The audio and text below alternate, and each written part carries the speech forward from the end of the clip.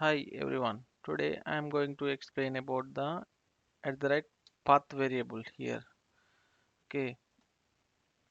So when we go for path variable, if we want to get the data and based on particular ID, we can use the at the right path variable at method level.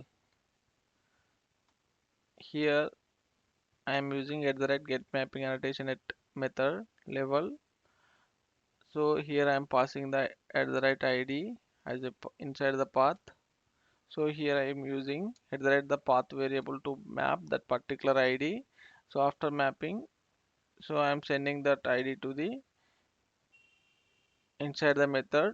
So employee detail service find by ID. So it will get the data based on a particular ID.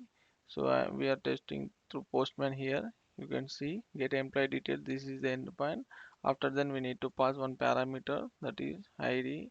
You can see if you are giving null, for example, if you are passing 2, you will get the employee details here.